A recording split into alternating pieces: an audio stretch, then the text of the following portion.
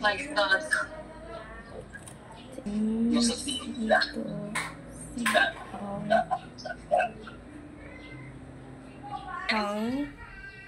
Shire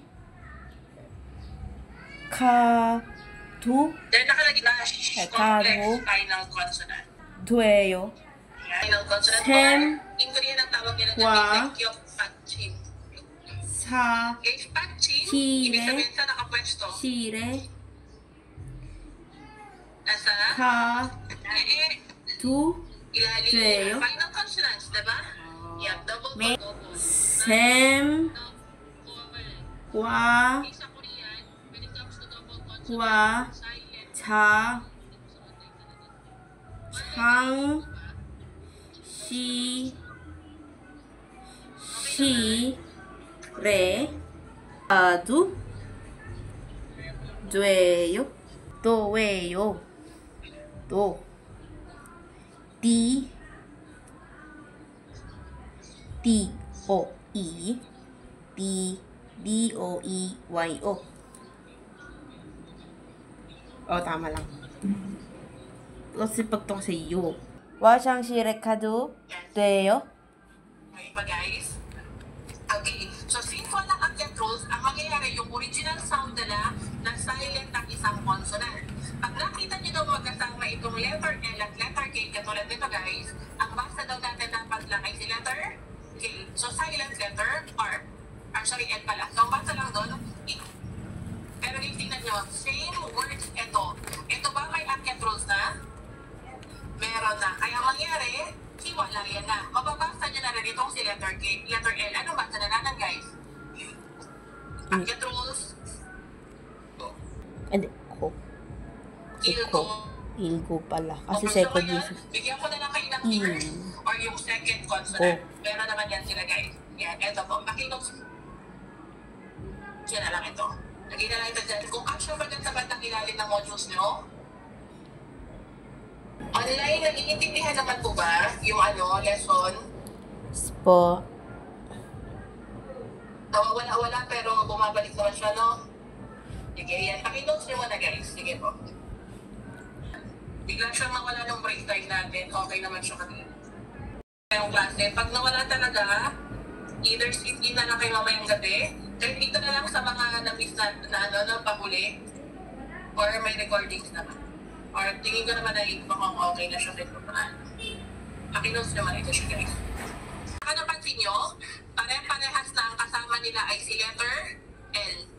So pwedeng ito na lang ang gawin yung palatandaan, guys. LK, LM, LP apostrophe. Kaya itong tatlo na lang ang tandaan nyo para pag halimbawa hindi siya kasama dun sa tatlo, dalawa lang naman yan, edi yung nasa unahan. Okay? So, pero pag may akyat rules, tandaan nyo, parehas natin sila ipopronounce. Pero kung wala, ay tandaan nyo guys, LK, LM, LP apostrophe. Kung wala sa kanila, yung consonant na una ang ipopronounce nyo. Okay? So, bigyan natin ng example ha. Yan. So, dito guys, sa mga first letter daw dapat ipopronounce natin. Guys, remember, walang mababago sa spelling. Kaya tingnan nyo, ang share, ang spelling niya pa rin para siyang mock. Pero guys, since walang akyat rules, silent letter T, ang basa lang natin ay mo. Ganun lang guys sa dislike. Hindi din siya makasay ng shield. Instead ang basa lang natin ay shield. Silent letter T doon guys. Ganun din sa month, many or alan. Ang basa lang natin ay man. Same as go here, ang basa lang ay an. Ito naman guys ay hal. And ito naman guys ay okay. Guys, kapag itong share, ito guys kasi ay noun in Korean. Alam niyo ba ang gagawin ng Korean dyan kapag yan ay sentence na lalagyan nila yan guys ng vowels na kasunod. So kalimitan, ganito niyo yan siya makikita guys. Guys, ito at saka ito, same lang ang meaning parehas share. Guys, tingnan nyo. Ito ba may akyat rules na? Yes, akyat na. Di ba parehas yan siya mababasa na ngayon. Kaya tingnan nyo, maguguluhan lang kayo lalo, di ba? Kaya pag binasa, anong basa natin? Good. Mokshi. Kaya kailangan nyo lang tandaan talaga dito is kung wala, i-silent yung isa. Kung meron, akyat aakyat na siya parehas. Kaya again, kahit ang tandaan nyo na lang guys ay si L, K, L, M, and L, P apostrophe. Kahit yun na lang ang i-memorize nyo dyan. Then kung wala sa kanilang tatlo, remember yung first consonant ang babasahin natin. Okay? Kaya tingnan nyo. Ang read, ano daw basa guys? Ik lang. Huwag nyo siya babasahin ng irot. Instead, ik. Ang recite, ano basa? Ang light, Bak. back lang. Huwag nyo siya babasahin ng bulk. Instead, back. Ang recite, resemble or katulad, tam. Tam. Ang chicken, Dak. duck. Letter K lang yun siya guys. Huwag babasahin ng bulk ha. Instead, duck. And ang yang, Chom. lang yan siya guys. Okay? Ang yang guys, yan kasi adjective in Korean to be young. Ito siya guys, kalimitan kapag ka nasa sentence na. Guys, may akyat rules na ba to? So, ibig sabihin, hiwala yan na yun, di ba? Ano kita mabasa? Chol, mo, Cholmoyo. Cholmoyo. Okay? Ay, again ha, ito na yung tips na mapipigay ko talaga sa inyo. So remember, hindi nyo kailangang i-memorize yan silang lahat. Ang kailangan nyo lang tandaan is kung alin ba yung second consonant na babasahin. Okay? Then bibigyan ko naman kayo mga example na words dyan guys. Ito yan sila oh. Send ko to sa group chat nyo para meron kayo mapag-practicean. Naka-indicate naman na dito kung anong consonant ang babasahin. Ayan siya guys. Notes nyo na lang ito. Send ko yun sa group chat nyo. So, okay. Yan. So, okay. Guys, may nakalagay dyan, self-introduction. Tapos may Korean word. Anong basa dito guys? Chagi suge. Self-introduction guys. Okay. Basa number 1. Guys, 안녕하십니까? Lagay guys, hello.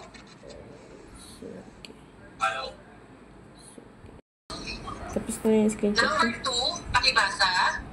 Zero. Okay, lagyan niyo dito is yung first name niya guys. Kahit first name na lang ha. Halimbawa, 제 이름은 Margie입니다. Yan. So, lagyan niyo ang translation. My name is. Yan yung first name niya guys.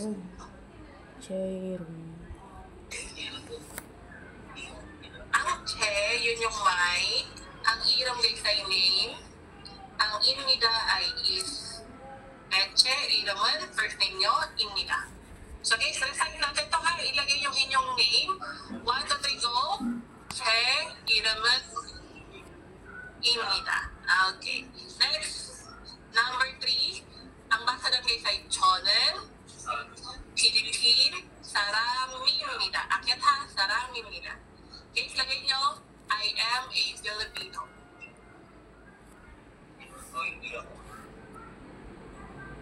저는 yun yung I, Philippine saram yun yung Filipino, and ang imnida ay am. So, 저는 Philippine saram입니다. Okay. Guys, dito, pili na lang kayo ha kung ilalagay nyo ba is yung city ng lugar nyo or province, guys. Okay? Halimbawa, kung Manila City na, Manila na lang. Or kung saan sa city ng Manila, kung province, yung pinaka-province na lang. Tapos lagay nyo, I live in. Then yung lugar. Dominic, taga saan ka, Dominic? Dennis? La Union po. La Union na lang. Janelle, taga saan ka? Laguna na lang. 저는 Laguna, Quezon, Samida. Regine, taga saan ka? Taga Bulacan na. Bulacan na lang din. Shai, taga saan ka? Bulacan po. Bulacan din. So, Bulacan, Quezon.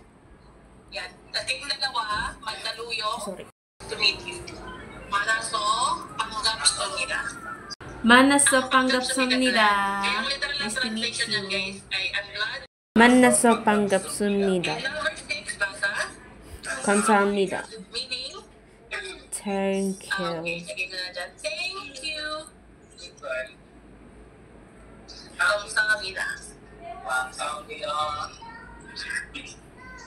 Okay. Basahin na rin natin ha from the start. Insert yung inyong mga info, guys. Number 1, basa. 안녕하십니까. Number 2, 제 이름 산자입니다. is Che or not Che? Okay.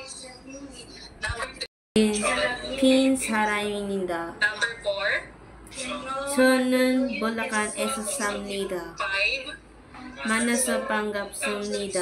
and 6. 감사합니다. Okay, guys. On Monday, yes. On Monday, guys. Sa Monday pa to ha. Wala tayong pasok ng Saturday, Sunday, guys. Paki-memorize na to kasi mag-chag-chagis. Okay kayo, guys, sa Monday. Isa-isa, walang titingin sa modules ha. Wala akong problema. Yan. So, guys, ganito ang setup natin. Ay. Tinawag ko yung pangalan. Annyeonghaseyo. Sorry, Bao pala muna. Oo, ganun talaga pag formal Bao. nagbabaw ka. Diretso, guys. Hanggang sa makatapos kayo sa Annyeonghaseyo. kamsamida. Then, Bao ulit, guys. 제 이름 산자입니다. Yan. So, di ba, ako, guys. So, Bao, 입니다. 저는 필리핀 사람입니다. 저는 필리핀 저는 필리핀사입니다. 감사합니다. Then, Bao. Then, 만나서 반갑습니다. Kayo online, paki-ready ng inyong camera at ng inyong mic sa Monday ha. Sa Lunes pa naman ito guys. So marami pa kayong time Okay. for Hindi pa preparation. naman. Hindi ko na ako practice. Question, Madali clarification, ako mag-practice go, go, yan. go. Kung meron na. Go, go, go. 안녕하십니까. 제 이름 Wala? 산자입니다. Okay. So balik tayo guys. Punta ulit sa page 29 naman. Tinutong talaga yung camera. Sa Monday, marami tayong ganap, guys. Itong first column to second column, hanggang sa ilalim. Yan. Try natin basahin eh. Nasandaman niya sa GC mamaya. Next. Wow. Loading. Yo. Sunod. Odi. Ato na pala. Odi. Omod. O. Omoni. Ito, guys. Yogi. Yoshi. Yoza. Ay pala to. Owi. Oi. Excuse me. Uda. Oda. Di kasi to. Yori.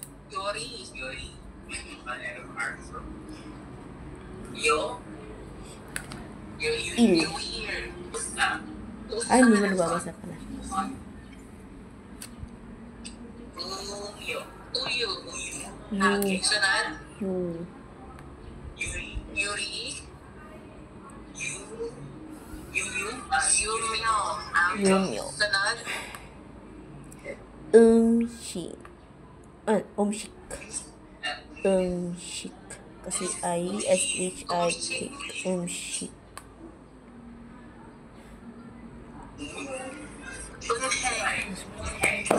Unhe. Ito.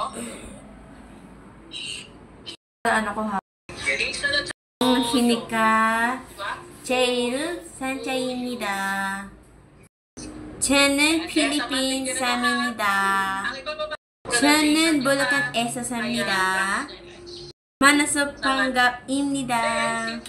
감사합니다. Itong cardinal na